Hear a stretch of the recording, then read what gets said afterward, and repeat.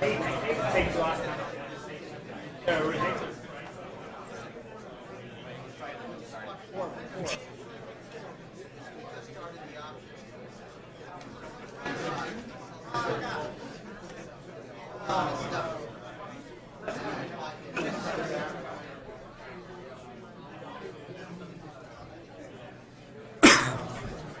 I could ask everyone to just take a seat, please.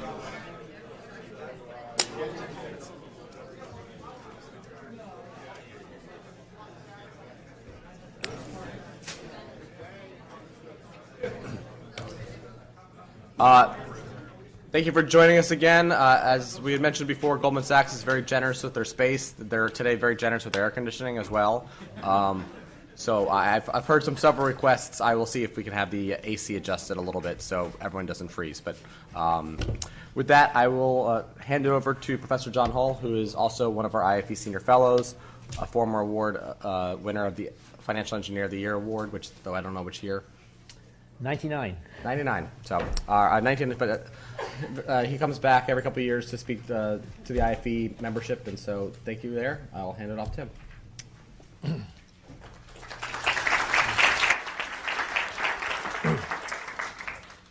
Well, thanks very much. It's a real pleasure to be here. And title of my talk, Credit Ratings and Securitization. What I'm hoping to cover is the points listed on this agenda.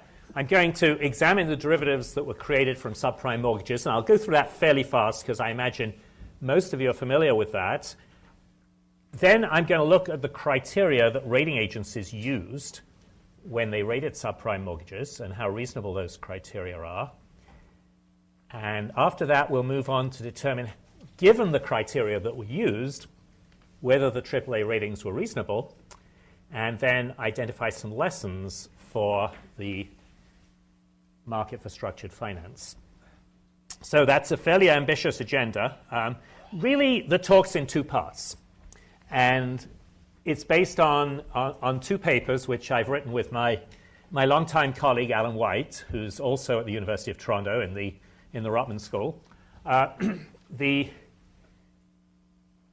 first paper, this is the paper that will cover the first part of the talk, is a fairly new one.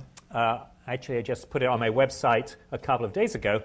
Ratings arbitrage and structured products. And then the second paper, which has been around for a little while now, is the risk of the tranches created from residential mortgages.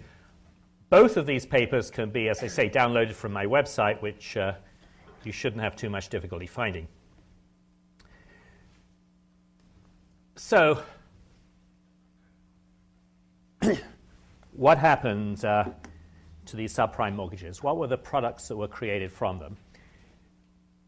You took a portfolio of subprime mortgages and you tranched out the risks. So we have the most senior tranche, which would typically be rated AAA, the next most senior tranche, AA, the next most senior tranche, single A, and so on. One of the key points here is maybe the portfolio of subprime mortgages has got 1,000 mortgages in it, and each mortgage is on average, I don't know, a couple of $100,000 or something like that.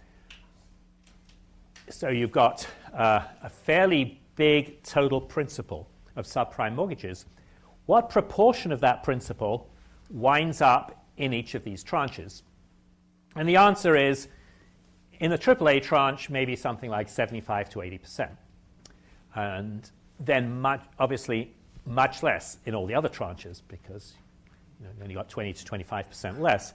And one thing which will become relevant to us as we get on with the presentation is that, in fact, there might be 3 BBB tranches. BBB plus, BBB, BBB minus. And each of those BBB tranches would typically be around 1% of the principal. So in total, you've got 3% in the BBB tranches. And, similarly for some of the other tranches.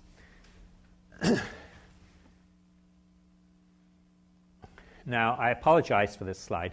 This is actually, I spent such a long time creating it for my MBA students that I felt I felt I had to show it to you, but it's and actually it's still there's still possibilities for improving it. The tap is not quite right. It's not really a tap, maybe a pipe or something like that. Anyway, the asset cash flows from the mortgages, and these are of course, two sorts of cash flows. There's the interest and the principal. They come in to the tap or the pipe or whatever it is, and then first of all, and this is a big simplification of this thing we call the waterfall, first of all, the cash flows drip down to the senior tranche, which has been promised a certain return. And assuming, now I think we're focusing really on the interest cash flows when we talk this way. If the senior tranche receives its return, then the cash flows drop down to the mezzanine tranche. Once the mezzanine tranche has received its promised return, they drop down to the equity tranche, except, of course, this is a simplification because there are much more than 3 tranches. But this gives you a sort of basic idea. And as I say, there's a separate waterfall for the interest cash flows and the principal cash flows. And basically, the waterfall says that in a lot of circumstances, the senior tranche gets its cash flows ahead of the other tranches. And there's actually 2 ways of looking at this waterfall. You can say, well, who gets first grabs of the cash flows as they come through? And that's sort of looking at it from the top downwards as we are in this diagram. The other way of looking at it is to say, well, who bears the losses of principal? And when times get tough, these waterfalls tend to say that when principal is repaid, the senior tranche, the AAA tranche, gets the principal. The repayment is applied first of all to the most senior tranche, then to the next most senior tranche, and so on. Which means, in terms of losses, that the losses are absorbed in reverse order.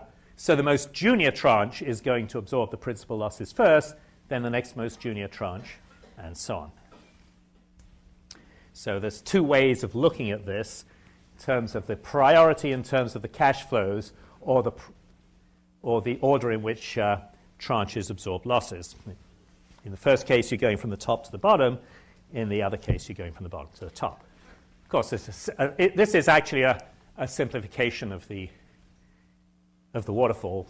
The actual waterfall is described in a sort of document that's about 300 to 500 pages long.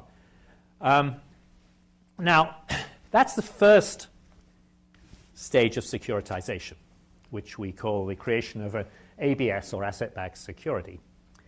The second stage of the securitization, or one example of the second stage of the securitization, is where we take a portfolio of the BBB tranches that were created at the first stage of securitization, put them together, and tranche out the risks again. So just basically, this is a great idea. Well, when you've seen how well creating ABSs work, why don't you do it again, except that you do exactly the same thing, except you don't do it with the mortgages themselves. You do it with the BBB tranches that were created from the mortgages. And here we have, and the BBB tranches were called mezzanine tranches, and this is why it's called a mezz ABS CDO. And again, we see a whole range of tranches being created. The AAA tranche might not be quite as wide as it was at the first level of securitization, which I said was, it might be 75 to 80% wide at the first level of securitization. Here it might only be 60% wide, something like that. And this slide is taken from, I hope you can see this one, this is taken from a paper by Gary Gorton, who in turn took it from a document that was produced by UBS, which sort of shows you a schematic of how the whole thing works. So we start with the subprime mortgages, create the ABSs at the first stage of securitization. And you can see in this particular example, the AAA is 81% of the total at the first stage of securitization. The double A is 11%, and so on. Then this is what we were just talking about, the MES ABS CDO. So that 3% that went into the triple B, and of course, as I say, there might well be three different types of triple B plus, triple B, and triple B minus. That 3% is tranched out again here, and in this case, there's actually two sorts of AAA. There's a senior AAA, which is 62%, and a junior AAA, which is 14%. So that adds up to 76% altogether. So you're getting another 76% of AAA from that triple B there, and so on. And there's also some extra tranching out that goes on with the more senior tranches to create a high-grade ABS CDO, and so on. Then when you've done all that, you say, well, why stop there? And you can see that we create a CDO of a CDO, which is we take these two tranches in this particular example, which are the double A and single A that were created from the triple B, and we tranche out the risks again. And we're getting another 87% of this as triple A.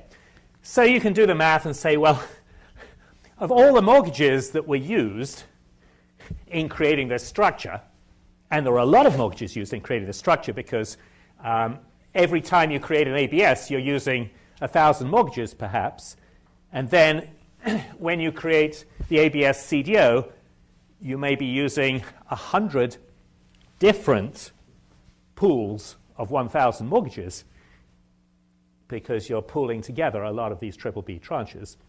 So maybe 100 different triple B tranches that are used to create this. So lots of mortgages that have gone into this whole system. But of all the mortgages, you say, put them all together, how much AAA stuff have we created? And it's in the region of 90%. There's quite a few papers out there that actually argue it was more than 90%. So a little bit more than 90%. So we're taking these somewhat doubtful subprime mortgages. I say doubtful because they wouldn't be classified as subprime unless there was something a little bit wrong with them. So you say, well, what would those subprime mortgages be? If you actually asked a rating agency to rate the subprime mortgages, what would they rate them as? And if you were generous, you might say, well, triple B. And if you're a little bit more realistic, you might say double B. So somewhere in the triple B, double B range is what the individual mortgages would be rated as, and somehow we've created 90% of really good stuff from those mortgages. So that was the story of what went on. So this is by way of background. Now,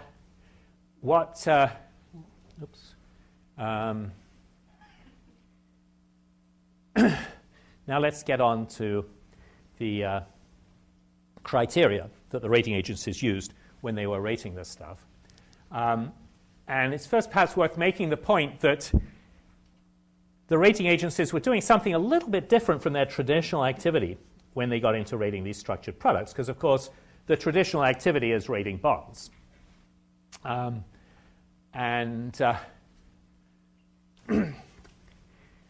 ratings are based on judgment, a mixture of judgment and analysis, typically, whereas structured products are based on some sort of a model. And in fact, the rating agencies were very good about publishing the model that they were using. But it's kind of a little bit different from the traditional rating activity where, there's a good dose of judgment as well as sort of the analysis and model building went into the decision. As far as structured products were concerned, it tended to be almost entirely based on the model. And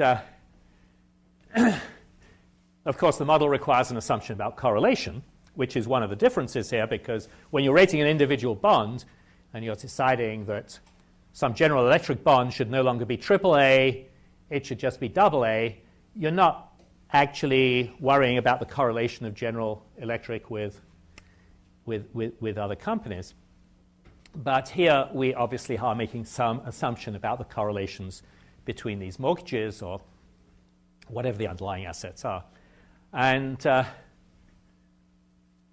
the other thing, of course, is that whereas General Electric, if it doesn't like the AA credit rating you've just given it, it can't do a whole lot about it. It can't suddenly revamp its whole business plan to become AAA again. But the design of structured products can be easily changed to get the rating you want. And so it tended to be a little bit of a backwards and forwards. You'd design the product, show it to the rating agencies, and the rating agencies say, well, no, we've run that through our model. I know you want this senior tranche to be AAA, but actually it would only be AA. Then you say, okay, I'll come back to you with a new design. So you can revamp it until you get the rating you want, which of course you can't do with a bond.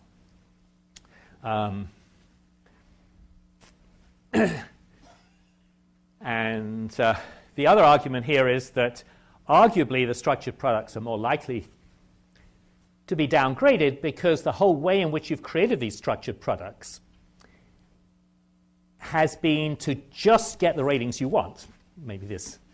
It's not just that you've maybe shown it to the rating agencies a few times, but the rating agencies have actually published their models, so you actually have a pretty good idea of what the rating agencies are going to, how the rating agencies are going to rate these things before you show it to them.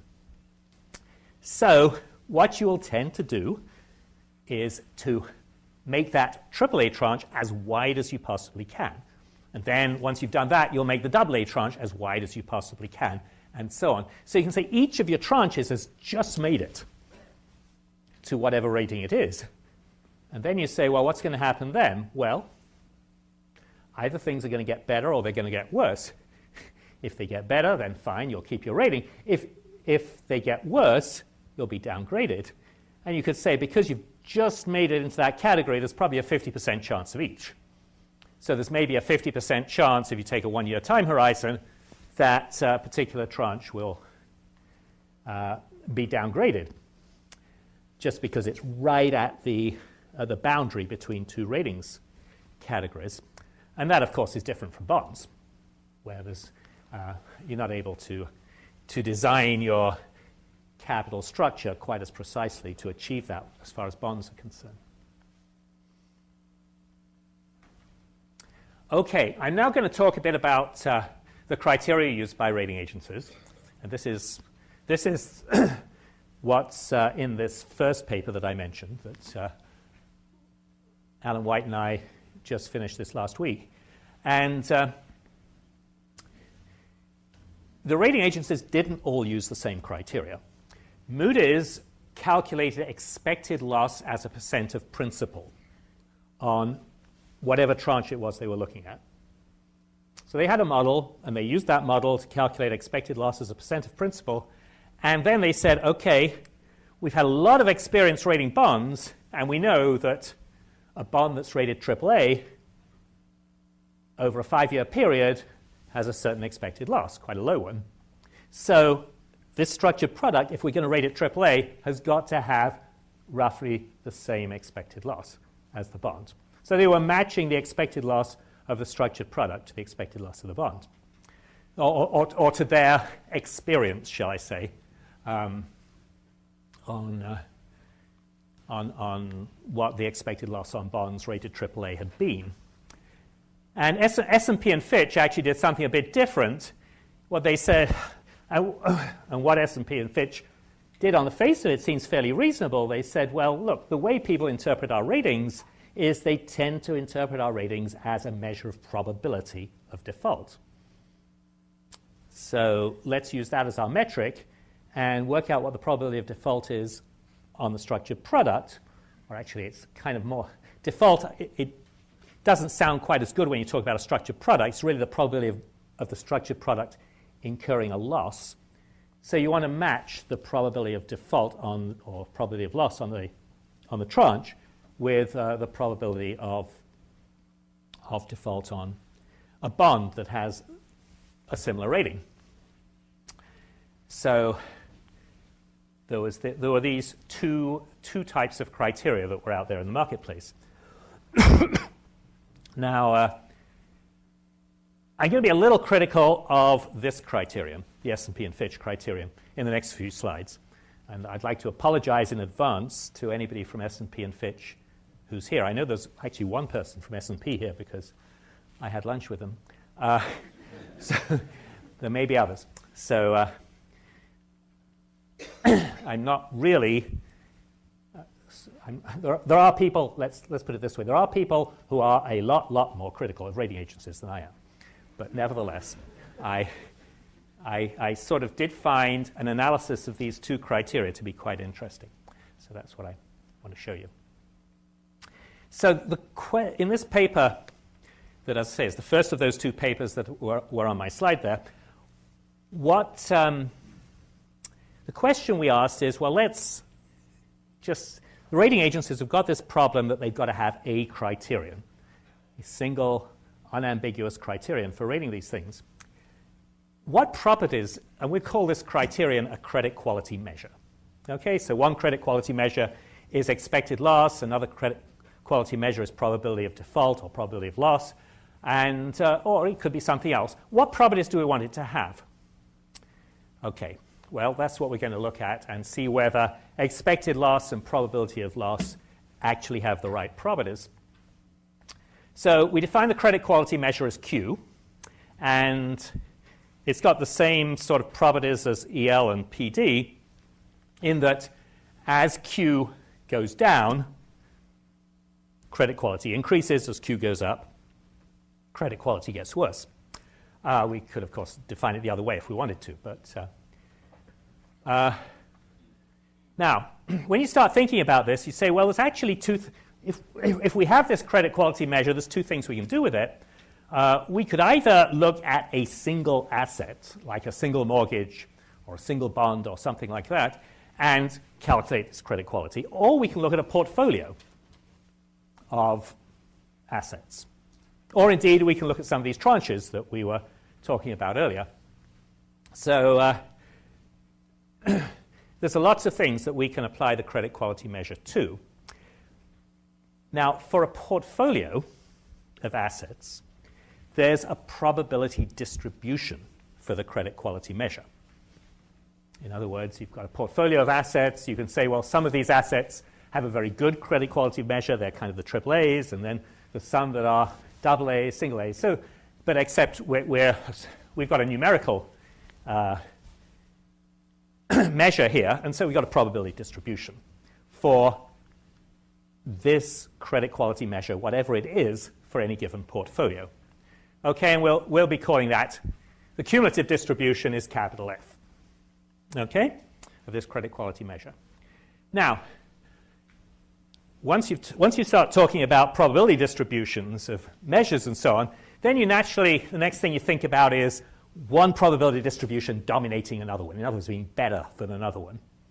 And you immediately start getting into stochastic dominance type concepts. And our measure of credit quality dominance is that portfolio Y dominates portfolio X with respect to whatever credit quality measure we're using if cumulative distribution Y is greater than or equal to the cumulative distribution for X. So that's a stochastic, and in fact, we want the cumulative distribution of one to be greater than or equal to the cumulative distribution of the other with strict inequality for at least one value of Q to get dominance. And this corresponds to what we call strong first-order stochastic dominance. Okay, so you can imagine that just if you want to have a way of thinking about this, you've got one credit quality distribution for this portfolio, and then if you shift it in the right direction, you can have another credit quality distribution for another portfolio. And if all you've done is shifted it in the good direction, then clearly the second one dominates the first. Of course, it can be a little bit more subtle than that. But so here's an example. I've got 3 assets that you can choose for your portfolios, and 3 portfolios that we've chosen. So you can think of asset. asset 1 is something that happens to have a Q measure of 1, so which is a low Q measure, which is good. So asset 1 you can think of as being AAA. Okay, it's the good stuff. Asset 2 has got a quality measure of 2, so that's kind of intermediate. That could be a triple B. And asset 3 has got a Q measure of 3, which you can think of as triple C. So the assets are getting worse as we go down. Okay, now it's all that matters here is the rank ordering. The actual numbers don't matter too much. And so here's how we've divided our portfolios between the three assets. And you can see that portfolio B dominates portfolio C because portfolio B has more than portfolio C in asset 1, and cumulatively it's got the same as portfolio C in asset 1 or asset 2. Okay, so clearly you would prefer, if you believe this credit quality measure, you would prefer portfolio B to portfolio C. I think we'd all agree on that because portfolio B has got more of the good stuff, and there's no way in which portfolio C can be said to be better than portfolio B. All right? Because even, if you look at the either asset 1 or asset 2, the Q equals 1, Q equals 2, they're the same when you look. So clearly B dominates C. A dominates C because as far as asset 1 is concerned, they're the same. Okay, they've both got none of asset 1, A and C. But portfolio A has got 100% of asset 2, and portfolio B has got 90% of asset 2. So portfolio A clearly dominates portfolio C. I think we'd all agree about that. And actually, when you compare A and B, there's no simple dominance like that between A and B. So this is what we mean by this is all that sort of saying fx was greater than or equal to fy or the other way around. That's all we're saying as far as that's concerned. So that leads us to a no arbitrage condition for this portfolio, for this measure. And it says a necessary condition for a credit quality measure to be arbitrage free is that for every portfolio X and every portfolio Y that can be restructured from X, there be no credit quality dominance between X and Y. So if we go back to this, if I can't, obviously, but if I could somehow take this portfolio and massage it or restructure it into that portfolio, then there would be an arbitrage opportunity because I'd be improving the credit quality without changing the portfolio in any way. Okay, so what I'm saying is you shouldn't be able to do that. Now, there's a bit of a proviso here, and this is talked about quite a bit in the paper, and that is that there are people out there who really believe these credit quality measures. Okay, and they will sort of do a translation between the credit quality measure and value. So if they will always say that asset 1, because it has a Q equals 1, is worth more than asset 2. Okay? Now, we know there's a whole range of different people out there, and they won't all be fooled into thinking that. But we assume there's at least there's some people who just believe the credit quality measure, which is, of course, the rating, and assign values based on the credit quality measure. And if such people exist, then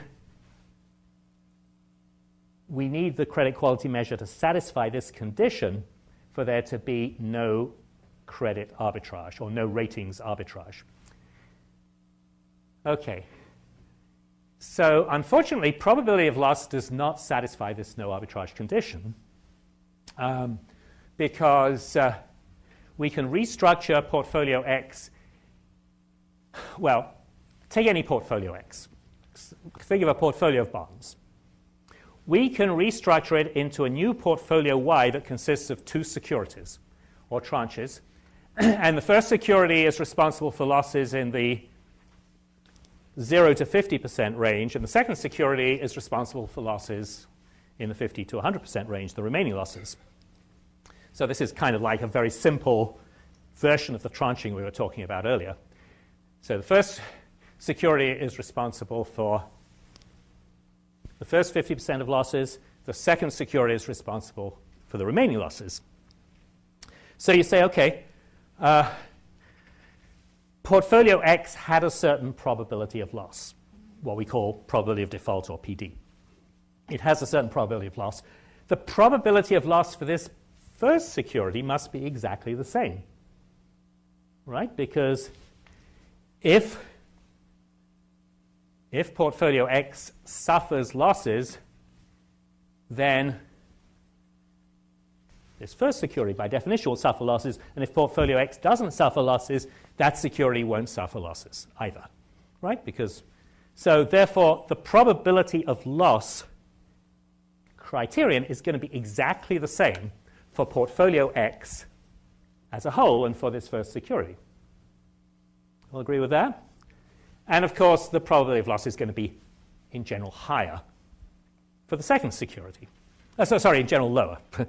In general, lower for the second security because it's responsible for the losses in the 50 to 100% range. So what have we done with this very simple bit of restructuring? The answer is we have achieved arbitrage relative to that probability of loss measure because we have we've had the illusion of creating value because we took some portfolio, it doesn't matter what the portfolio was, and we've converted it into two new securities, one of which we consider to be equivalent to the portfolio we started with, and the other to be better. So we've improved things. Which they say is very strange, but of course it's all relative to this probability of loss measure. Then we say, well, okay, why don't we do it again? So let's now create a new portfolio Z, which has got three tranches, 0 to 25%, 25 to 50%, and 50 to 100% in terms of the losses it's responsible for. And of course, it's easy to show that portfolio Z dominates portfolio Y, which in turn dominates portfolio X. So every time we play this game where there's the illusion of creating value because the probability distribution of this Q measure is improving. It's getting better. So people who think that value is a monotonic function of the Q measure think their value is being increased. And this was very much the name of the game as far as securitization was concerned. People went on, as you know, people went on and on subdividing the portfolios. I mentioned that typically, all the tranches below the AAA tranche were pretty thin. I mean, you had three BBB tranches, three AA tranches, and so on, because every time you subdivided a tranche with a probability of loss measure, you were creating value. Now, the expected loss percentage actually does a lot better as far as our very simple no arbitrage condition is concerned. I should emphasize the no arbitrage condition is a necessary condition. Okay, it's not a sufficient condition, but it's a necessary condition that you want satisfied. And actually, expected loss you can show does satisfy the no arbitrage condition. That doesn't mean expected loss is arbitrage free, but it does have better properties than probability of loss as far as this sort of thing is concerned. And market participants that base valuation on expected loss are still liable to be arbitraged by other market participants that have more sophisticated valuation measures.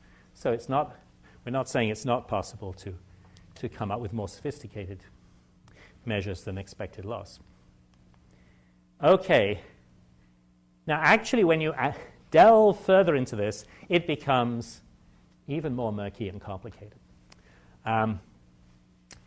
For individual assets or portfolios of assets, there's a simple relationship between expected loss and probability of loss. Expected loss is probability of loss times loss given default. And remember, we said that when we were applying these measures, typically you would compare a tranche to a bond and try and match the measure to decide whether the tranche should be AAA or AA or whatever. So one of the questions is, what loss given default do you assume for a bond? And, 60% might be typical. Might be 70%, might be 60%, something in that range. Now, when you look at a wide AAA tranche, say one of those tranches that goes from 25% to 100% at the first level of securitization, typically the loss given default is less than 60%. Quite a lot less than 60%. So what that means is that S&P and Fitch were actually more conservative than Moody's for AAA tranches. So this is one of the saving graces for S&P and Fitch, that actually they will tend to be more conservative. Even though their measure was somewhat flawed, they will tend to be more conservative than Moody's for the AAA tranches, because of what happens when you compare the loss given default on a bond with the loss given default on the tranche. But interestingly, when you get down to those lower tranches, which were, as I say, generally much thinner, say, take the tranche that's only 1% wide, typically that tranche will either get wiped out or be safe. There's not much possibility of an intermediate result. If it's a really thin tranche, it's either going to, say, get wiped out or be safe. And so the loss given default is close to 100% for that tranche. Okay, because it's all or nothing. And so what you find is that Moody's, because of that relationship up there, Moody's is more conservative than Fitch and S&P for those tranches. So it's kind of some kind of, when you go beyond whether the measure is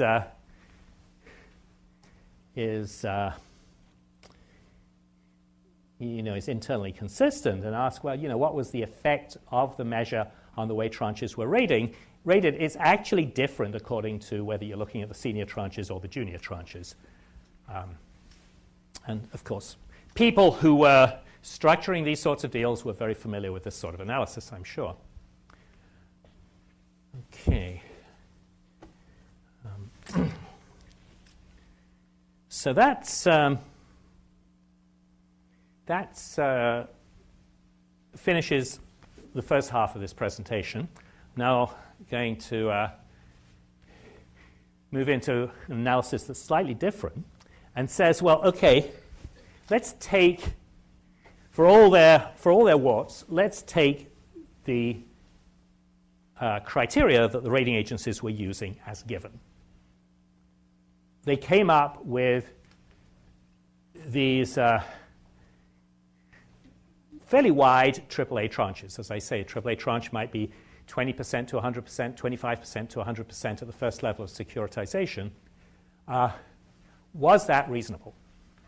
So we carried out a little experiment which made these assumptions, which is that principal payments are sequential, which means that the principal payments, when they're made, always go to the most senior tranche first, then the next most senior tranche, and so on. That's a reasonable assumption because that is what happens when the going gets tough. Okay, when defaults start to increase, this 500-page document that is the waterfall will tell you that that's what happens. And of course, we're concerned with exactly those situations. So in the situations we're interested in, the principal payments are sequential. We assume homogeneity for all sorts of different things, mortgage defaults, mortgage principals, number of mortgages per pool. But we do actually, in the latest version of the paper, we do test for that assumption.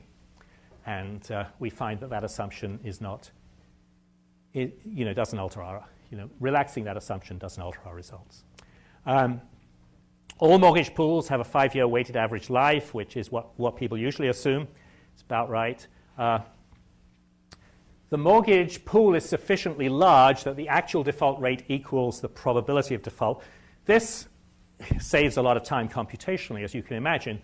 I said the mortgage pool is about 1,000 mortgages. In fact, we did relax that assumption and tested out what the impact of relaxing the assumption was, and it was insignificant. We assume a one-factor copular model for ABS losses and a two-factor copular model for ABS CDO losses. I'll say a little bit more about that. I'm sure many of you in this room are experts on copular models. One way, but for those of you who aren't, one way of thinking of the one-factor copular model is that it's, in this context anyway, it's just a way of converting the expected default rate, this is EDR, is the expected default rate, to a probability distribution for the actual default rate. That's really all it's doing, the copular model. There's a correlation assumption, copular correlation, which is rho, and there's a factor, m. So if you get a bad value for the factor, then obviously you're going to get high default rates. If you get a good value for the factor, you'll get good default rates. So give me the expected default rate and give me the value of the factor, and we can get the actual default rate. Now, the most common copular model in this context is the Gaussian copular model. And I don't want to go into all the math, but H here is a cumulative distribution, and F is f to minus 1 is an inverse cumulative distribution. If F and H are both normal distributions, we have the Gaussian copular model. But you don't have to assume that. You can assume any distributions you like, it turns out. You just get a different copular model. And we find, so basically in the version of the model where this guy, and this guy are all normal, as I say, you get the Gaussian copular model, but when you assume some other set of distributions for these three guys, and they've obviously got to be internally consistent with each other, you get another copula. And one thing that we have in other research found fits market data on the tranches that trade, not the mortgage tranches, I have to admit, but tranches of bonds that trade, the iTrax and the CDX and so on. We found that choosing M and ZI, which are the factor and the idiosyncratic bit, instead of choosing them to have normal distributions, if you choose them to have T distributions with 4 degrees of freedom, you get a much better fit.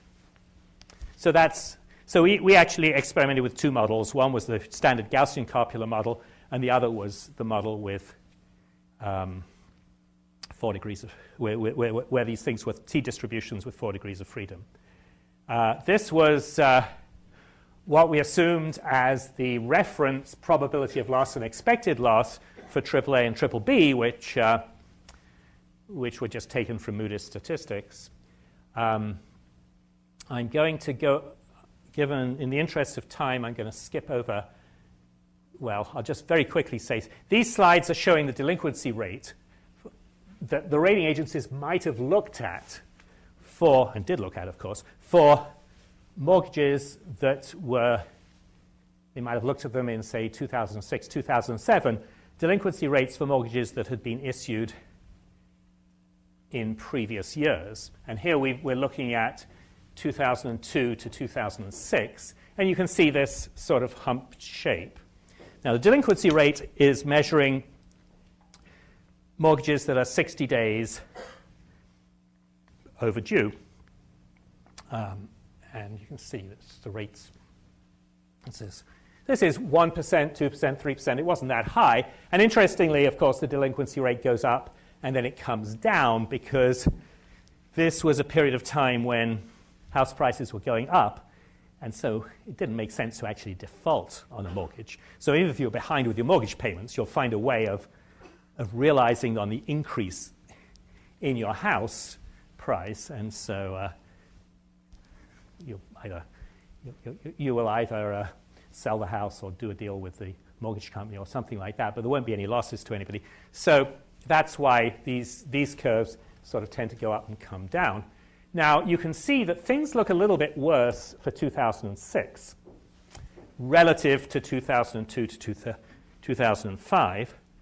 But when you look at 1999 to 2001, actually 2006, it looked about the same at this stage, which was March 2007. So the data you might have been looking at in March 2007 said, well, 2006 wasn't a great year, but actually, why worry? Because it's pretty similar to 1999 to 2001. The difference, of course, is that the only data you've got is for a period when house prices were going up very fast. And people obviously behave quite differently when house prices flatten off or start to go down. So obviously, any conclusions you draw from this data, you've got to take with a grain of salt.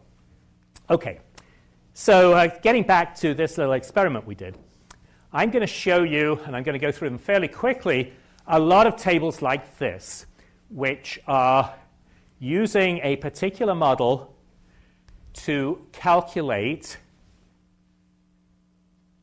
what the rating agency might have reasonably come up with as the minimum attachment point for the AAA tranche. And we're now talking about an ABS, not an ABS CDO, an ABS. So, for example, if we look at this number here, what we're saying is that if they had estimated the expected default rate at 10%, which incidentally was much higher than what they'd been seeing on those charts I just showed you, which was typically 3, 4, 5%. If they estimated it to be 10%, and they'd used a correlation parameter of 0.1, then they would have said the minimum attachment point for the AAA tranche was 9.4%, which means the tranche can go from 9.4% to 100% and still be AAA. So I think we can all understand the expected default rate. What about rho, the copular correlation? Well, one thing you could look at there was the Basel II stuff, because Basel II uses essentially the same model as the one we're talking about now, and Basel II for household mortgages used a rho of 0.15, somewhere between these two. So you look at that. Say if you're using this model, and this is the Gaussian copular model with constant recovery, the sort of ratings that the rating agencies were coming up with were not too unreasonable, because you can have a pretty wide AAA tranche. Now, you may say, well, you showed me all these tables. Where do I look at in these tables? Because there's all these different assumptions about rho and about the expected default rate. And I'm going to go through the tables fairly quickly, because I just want to get a general feel for what the tables look like. Because where I'm going with this is I'm going to say, well, this is what the sort of analysis that you might have done for asset-backed securities, ABSs, and then we're going to look at the same tables for ABS CDOs, and they're going to look quite different. So don't worry about whether this is the right box or that's the right box. This is just a big picture thing, that these you could argue are not too bad, and the ones I'm going to show you later are awful. Okay, so say, well, let's suppose that instead of using the Gaussian copula model, you'd use that thing we call a double T copula, where both the factor and the idiosyncratic bit have T distributions. Again, the numbers are not too unreasonable. You know, we're looking for numbers around 20, 25%. We're in that ballpark in terms of, because that's what the attachment point actually was for AAA tranches. But those two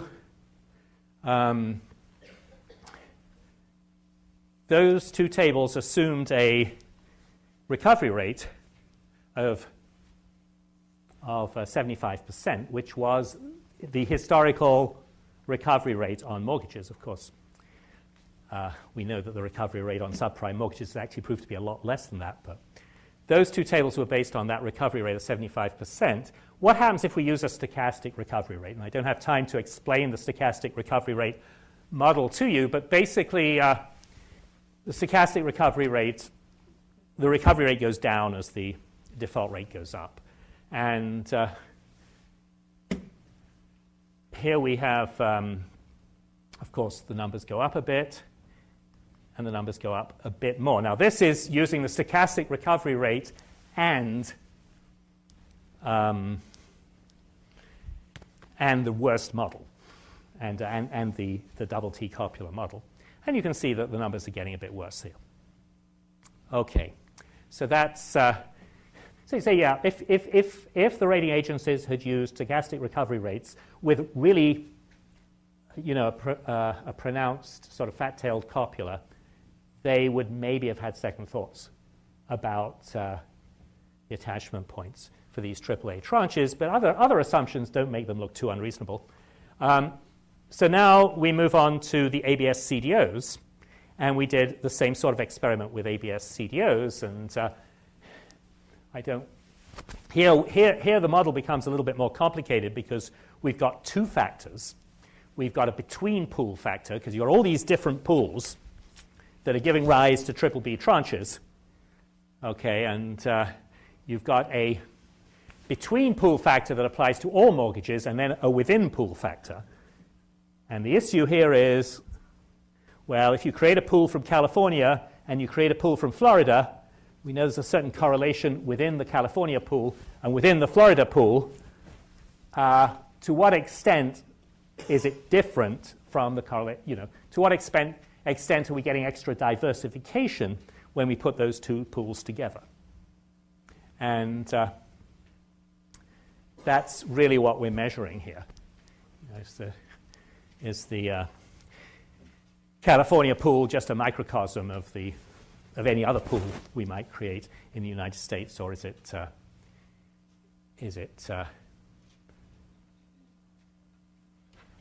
does it have some idiosyncratic risk which we can get rid of by taking, because one of the selling points for the ABS CDOs was that we've got extra diversification because we're putting lots of different pools together. So there's going to be an alpha factor here that measures the proportion of the correlation that comes from a factor common to all pools. So an alpha is going to be something we're going to, rho has got the same interpretation as before, but alpha, if alpha is 0, that would be great, because all the pools would be defaulting independently of each other when alpha is 0. When alpha is 1, the pools are all behaving in exactly the same way, okay, which was close to the situation ex post we actually observed. So this is, you've got to make some assumption about alpha in order to reach a conclusion on the ABS CDOs. Anyway, here are the numbers, and you can see the numbers look quite a lot different for ABS CDOs. This is, again, the minimum attachment point, and if you've got a low value of alpha, it maybe doesn't look too bad, but as alpha increases, even with an alpha of a quarter, Gaussian copula model, constant recovery rate, the top part of this table is expected default rate of 10%, the bottom is expected default rate of 5%. You can see that a high alpha is going to kill you. And even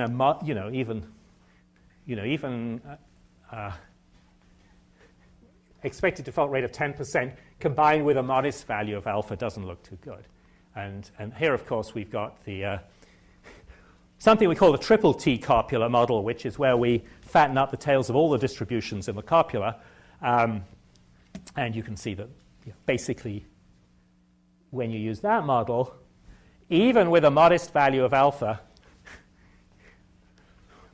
alpha equals 0.05, you can't get very much extra AAA stuff at all. Okay? I mean, this column, this is saying you haven't got any extra AAA stuff. And here it's saying you might get a little bit, but not much. And that's for a very low alpha assumption. It's basically saying that California and Florida are very close to being uncorrelated with each other. Okay?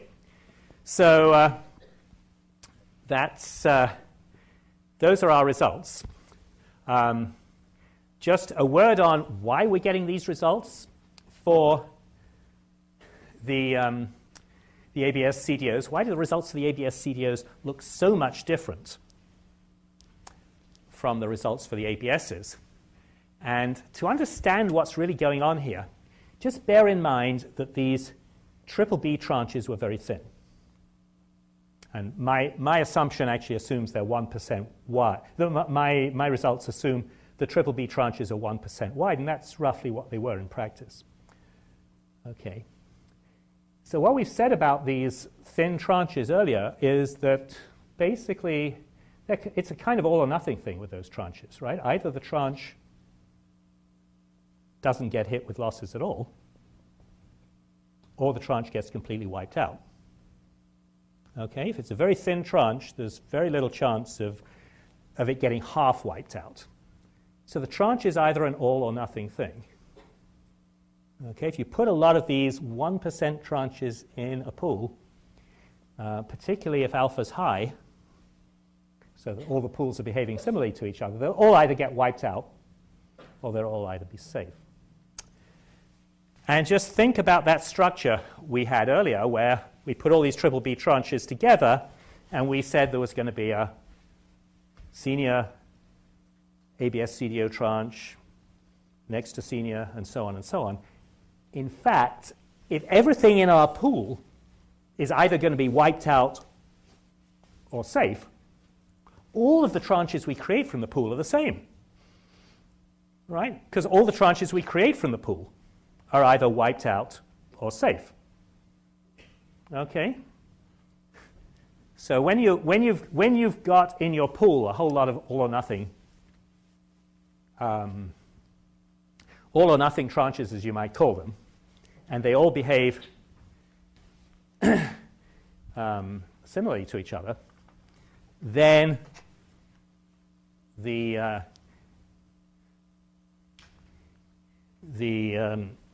securities you create from them are basically all the same because they're all going to be safe.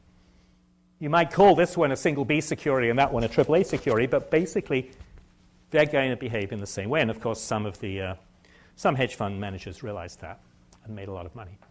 I mean, the thing to do, the really good deals were to buy the junior tranches.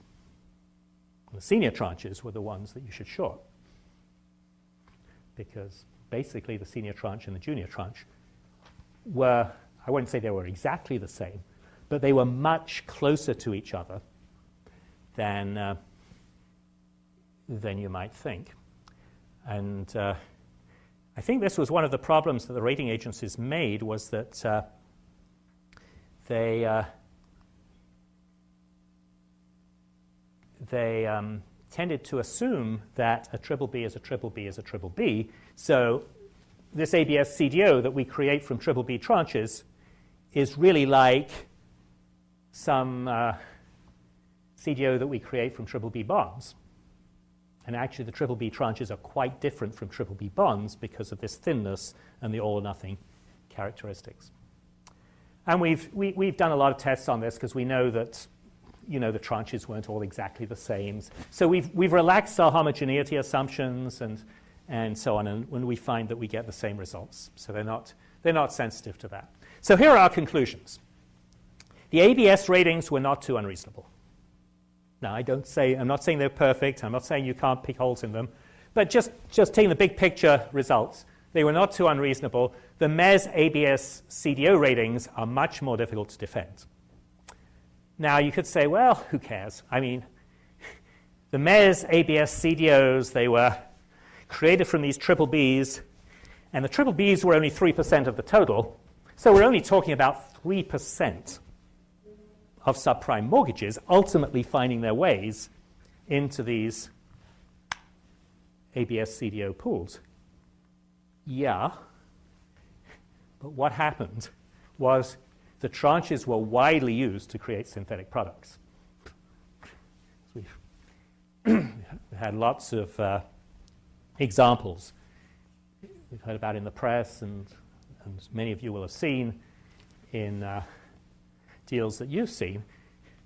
Lots of people, like John Paulson, wanted to reference these ABS CDO tranches in synthetic deals. So this just shows you that if the rating agencies make a mistake, and I would say they clearly made a mistake as far as the ABS CDOs were concerned, people will pick up on that and they will reference those tranches that are rated wrongly a lot, just to take as much advantage of it as possible. So just a few pointers on what do we learn from all this. It's important to take account of tail default correlation, which is going from the Gaussian copula model to, say, the double T copula model. That seems to make a lot of difference, and the dependence of recovery rates on default rates makes a big difference. Thin tranches have these all or nothing risk characteristics and should be treated with caution. Structured products should not be considered to be equivalent to similarly rated bonds for the purposes of subsequent restructurings, which was the point I was making. And it's important to understand what the rating agencies are measuring and the limitations in those measures. And I think a lot of investors can be blamed because they never really thought too closely about the measures that the rating agencies were using. Going further with this, I would say resecuritization was a badly flawed idea. And I think, although I think we'll see a return of securitization, I hope the market is going to be sensible enough to realize that resecuritization and this business of creating AAAs from really thin or even not so thin lower rated tranches is not a good idea and is usually based on flawed assumptions. What I would say, if it could be achieved, and I'm not sure how easy it is to achieve this, but we should try and achieve some sort of diversification benefits with the first level of securitization. Why do we have to just have mortgages in that pool?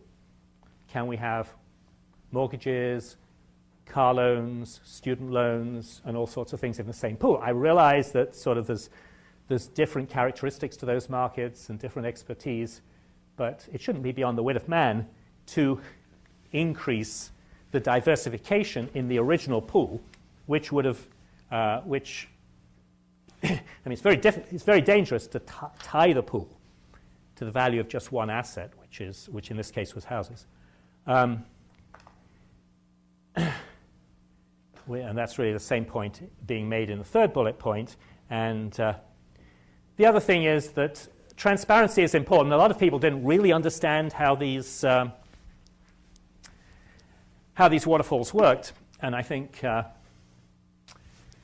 originators and creators of securitized products have an obligation to make it easy for people to understand how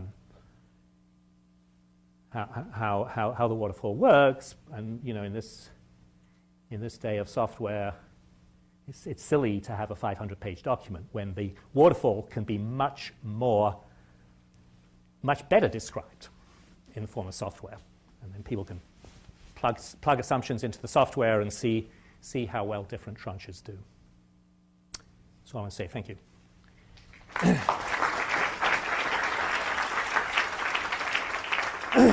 I talked for longer than I expected, but maybe we've got time for one or two questions. 10 minutes. Okay, thank you. Any questions? As I say, I had really two parts to my presentation, so you might want to go back to the first part, the credit quality measure part, or the second part, or maybe you haven't got any questions, which is all to the good. Oh, somebody's got a question up there. Yeah. Yes. How did people buy into the idea that a triple B tranche could have a triple A sub tranche? The analogy I use is from agriculture. If you take a cow, you can cut it up into filet mignon, brisket of beef, and gristle. But how do you take brisket of beef and say the top portion of that is equivalent to filet mignon and the bottom portion is equivalent to gristle? I mean, if it's triple B to begin with, how it's basically contaminated or degraded or whatever. So how could you create a triple A tranche out of a sub? You know, how can you create? A lot of people ask that question, and simple answer might be that people were misled, but it's not quite as simple as that. Because if you take a lot of triple B bonds that are not highly correlated with each other. Okay, and then you can actually get legitimately get quite a fat AAA tranche out of that. I don't buy that. I'm sorry. You don't buy that? No, it's contaminated. Once it's, I mean, what is the chance of a portfolio of triple B bonds experiencing a total loss of greater than 25%? Epsilon. Never. I don't think it's ever been known to happen. We're talking bonds now, not mortgages, because they're not that highly correlated, and so on. Now, what's left? The 0 to 25% tranche is going to be a lot worse. That wasn't true. That wasn't true in the 1930s. I mean, in the 1930s, portfolio triple B, it didn't go to 0, but it went to less than 50%. And I wrote a book about the 1930s. 1930s, yeah, I guess you're right. 1930s, that would not have worked out too well. Probably, you would have had losses. That's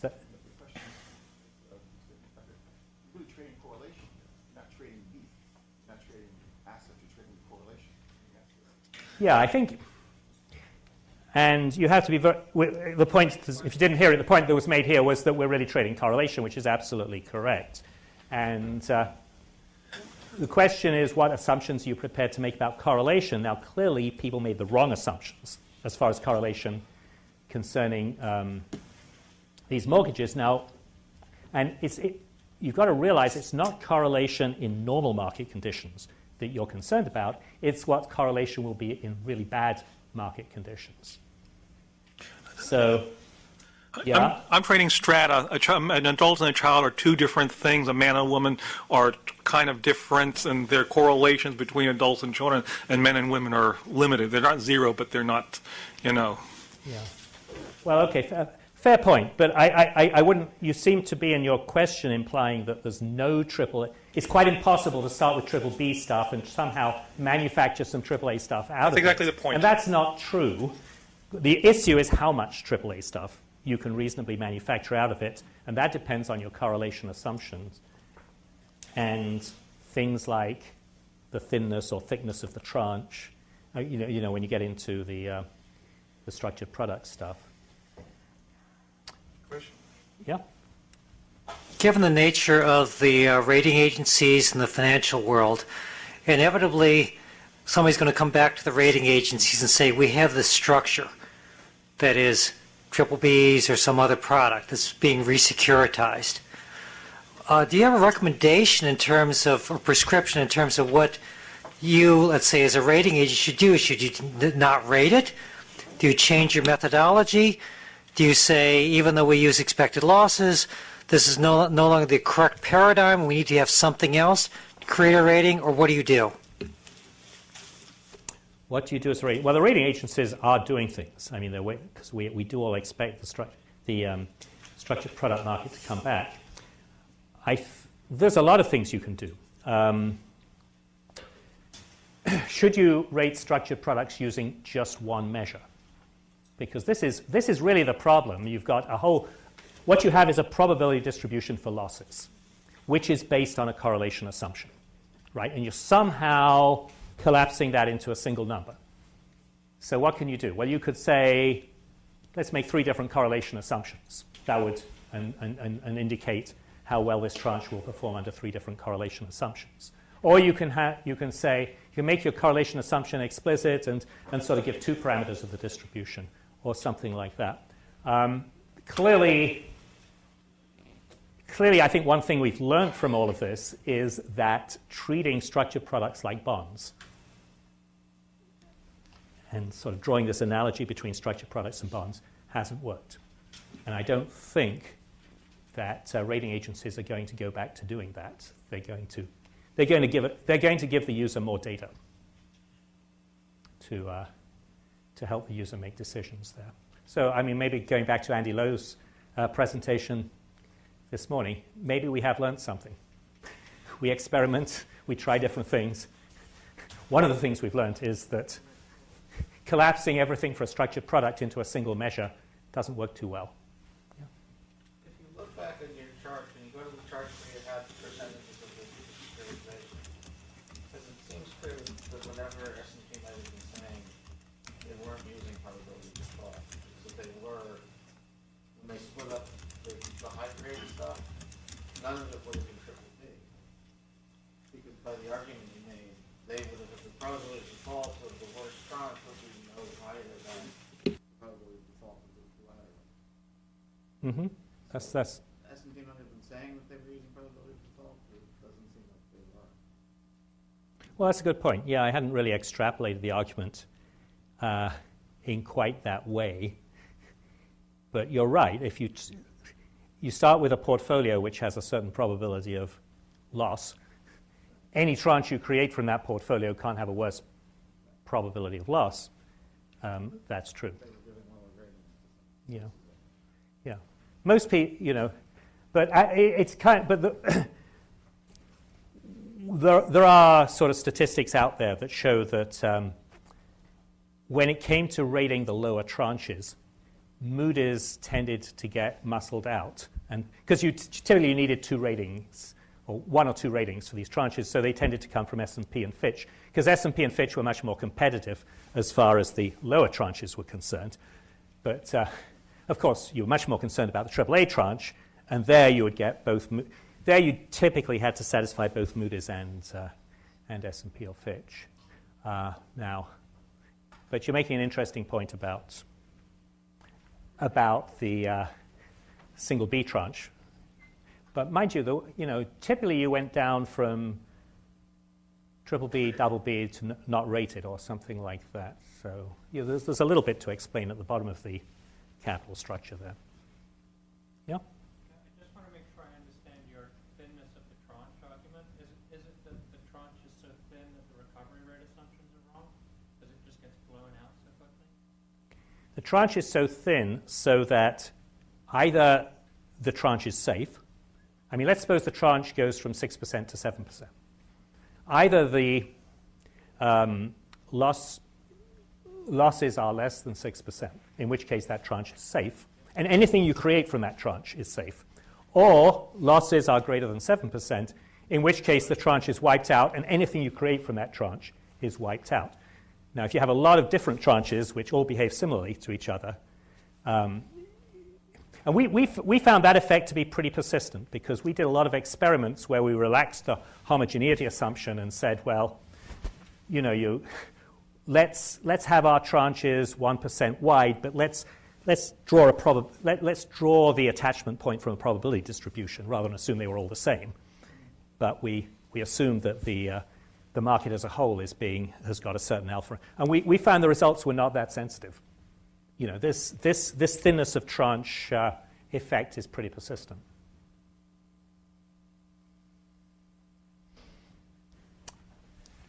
Okay, I guess. Oh, you want one more question?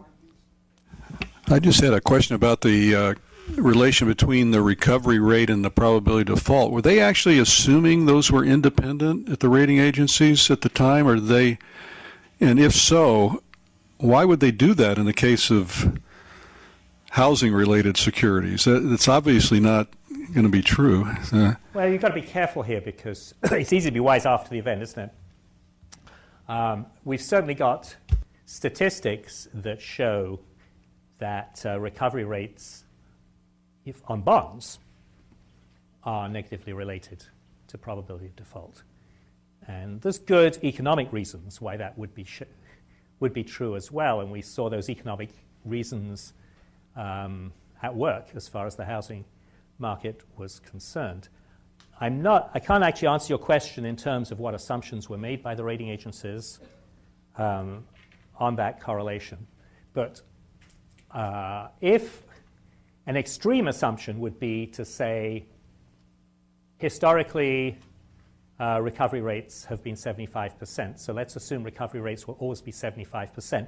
That's a pretty courageous assumption, because that means you can never lose more than 25%, right, on your portfolio. Even if every last mortgage gets wiped out, you only lose. So that's going to give you what you want, which is a pretty fat tranche.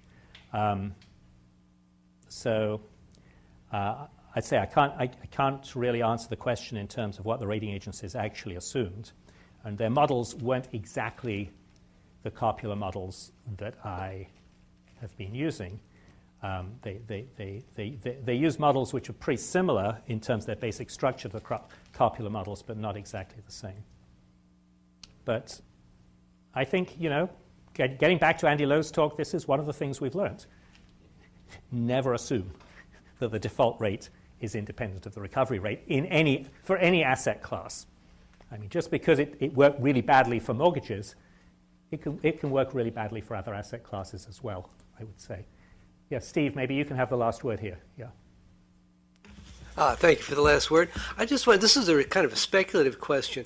Do you see any reverse causality going from the failure of the mortgage-backed securities back to making the situation in the mortgages themselves, the real estate market, worse?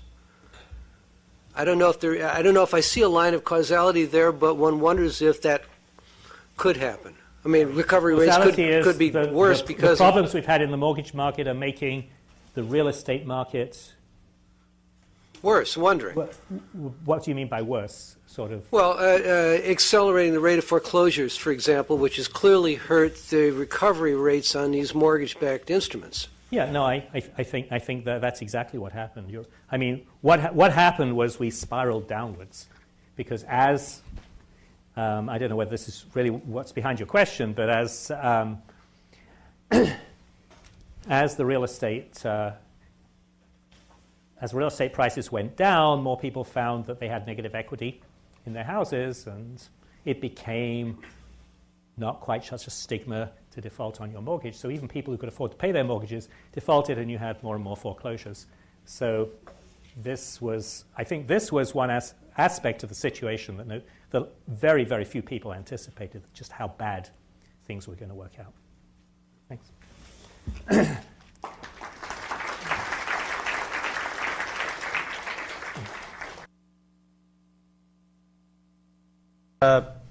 16-minute break. We'll reconvene at 3:20. There's still some food and leftover lunches in the break area, so help yourself. We'll see you back at 3:20.